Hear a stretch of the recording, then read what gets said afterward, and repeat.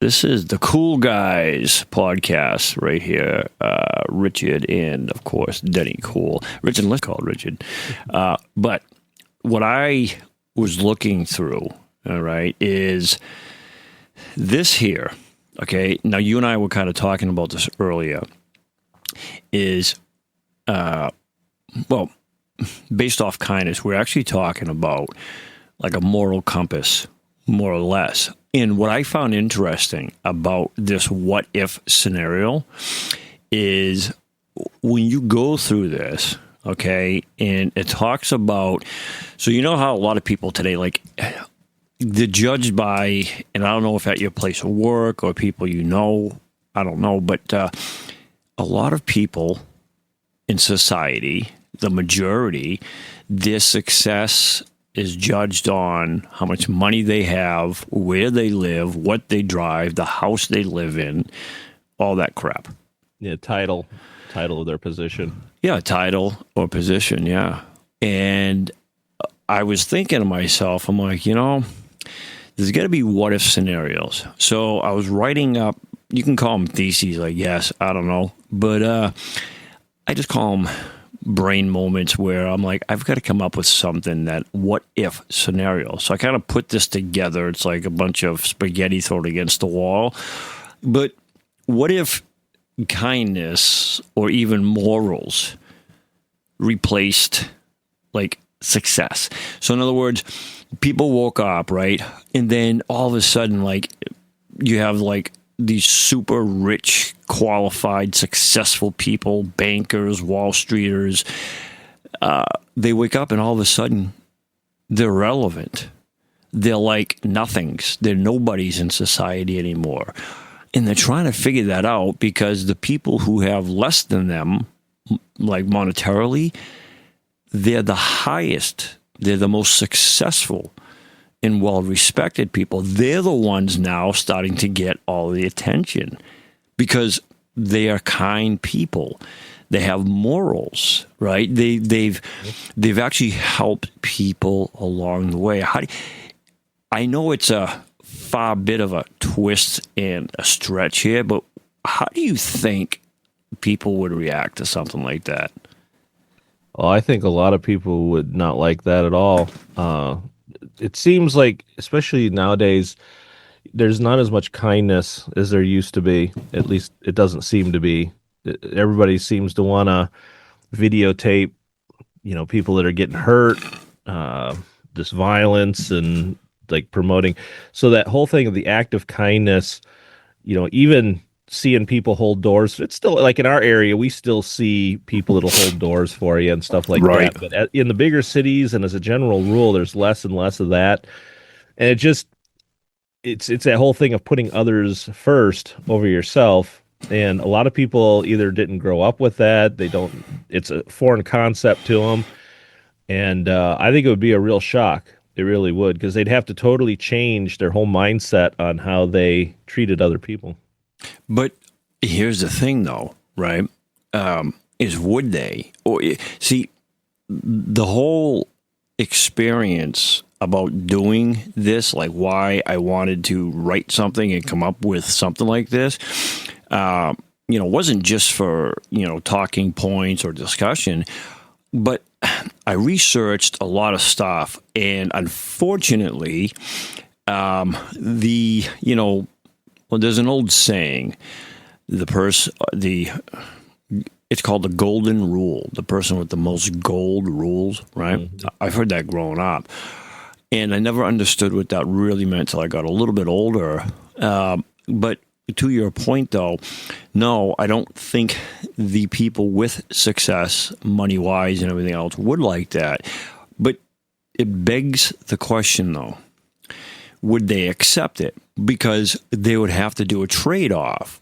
It would mean, like you just said, that either they're not brought up that way or it's something foreign to them. But what if they were? Like you said about how people record violence and stuff. And I've noticed that, I'd say within the last 10 years, That's more of a prominent, and matter of fact, more so within the past couple of years, man. Like you put on the media, I don't care what it is, you see people, and they're just standing there watching. Like, you remember those riots and stuff, right? People are just filming people getting the crap kicked out of them.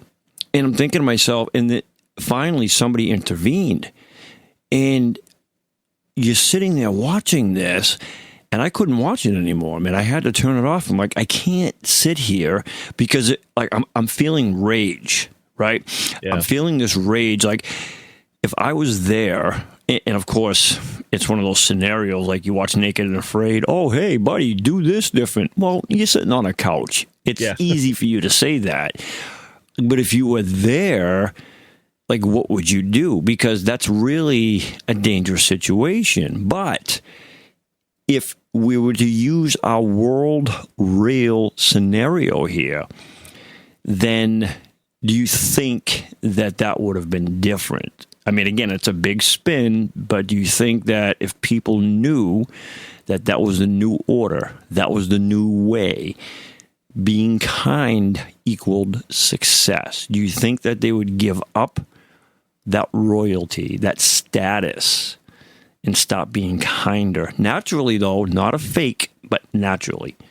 But would they necessarily have to give up the, say the wealth or the things that they have, but just add the kindness in? That's a good question. No, I would say in this scenario, no, you wouldn't have to give that up. I mean, you worked hard for it. Mm-hmm. But what I would say to your point is you would have to, it'd have to be a genuine act of kindness. So here's the real test is, do you think, and my answer is, I don't know. I don't know people's hearts, but I would say no, that they would have to genuinely do an act of kindness or continue to do such. Because here's the thing. Here's where this scene would be reality is, okay, they either value their success, that every day they would try to be kind. But why would they try to be kind if they weren't in the first place? So in other words, are they going out of their way to be kind to keep what they have, or are they going out of their way to be kind because it's the right thing to do? I think you'd have a mixed bag. Some would do it for one reason, some would do it for the other. But I think it goes back to the way we have it now, people that are kind and then those that just aren't. I don't know if maybe some people that did it because they had to be successful, if it after doing it so long, it would start to become a habit, and then it would just become a natural thing after a while. That I don't know. Yeah, that's a good point. Depends on the person's personality, because if you have someone that's like a narcissist, I have a hard time believing that they would probably do it only because it would benefit them, not because it's benefiting someone else. Yeah, that's a really good point, though. Because when you and I were talking earlier, right, we're talking about, as kids, I mean, our generation is a little bit different. And it's not to impugn the younger generation, not all, but some of, the younger generation now, we were, discussing about work and ethics and stuff. It's kind of like, you look at it, and you said, well, in your area, yeah, you still see the occasion somebody holding open the door. Now, for me personally, I always do. Like, it's just it's not something you think about. Like, you don't have to think to do it. You do it. It's an instinct. It's automatic. It's like it's in you just to do that. Yeah, that's the way I was raised. And like you say, I don't even think about it. It just happens. Yeah, I think that's someone coming up after me. I always let them in first. See, I would just for even a week, Richard, I would love just to see this thing become like a, reality, to see who genuinely wants to do acts of kindness and right, what you just said is maybe, even though those who want to keep their wealth and status start doing acts of kindness. And then eventually it becomes, hey, I actually enjoy helping people. Because the biggest thing I find is, for me, and I can pretty much speak for you when I say this, the greatest joys that I get truly, like when we do our Friday night shows too, is when I can make somebody else happy, is when we can help somebody else. Absolutely. And even if that includes putting ourselves last or even going without. Now, nobody wants to go without. We're human. We don't want to make ourselves suffer or lacking for anything, of course. But I always find it joyful to help somebody. Like when we do our Friday night shows, our live events, and I see everybody chatting and stuff, and what a lot of people don't realize, and I say it, but I don't think they pay attention to me much. but I do say it, though. Sometimes my weeks are horrible, man. I just, like everybody else, I have a bad week. And come Friday night, it takes everything I have to do the show. Right? It's like if I could put my thoughts and how I'm feeling into everybody else an hour before the show, they'd be like, okay, why are you doing this? Like, what is it you're getting out of it? And truth be told is I feed off of the energy. Even though I'm not physically present, I can still feel it from the members, right? So when you see them chatting, or even in the Zoom now that we have and everything else, I focus in on that. And it's kind of like when, you go out and you do live karaoke, you're feeding off the response from the audience. And I did the same thing when I was performing all over the place. I would feed off the audience, right? That was my adrenaline. That was my energy. Well, this is a little bit different because now we're behind a camera and a mic. But I feed off of the members. So when I see them chatting and, hey, how you doing? I missed you. Feel better? All this other stuff. I take joy in that.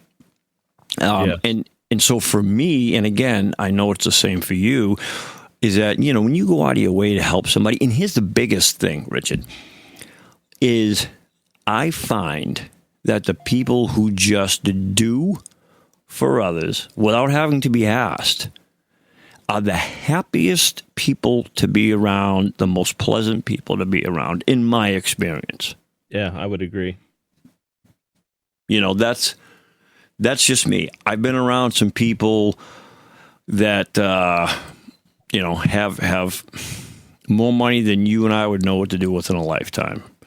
And I can tell you, they were amazing people, the kindest hearts, the most generous people.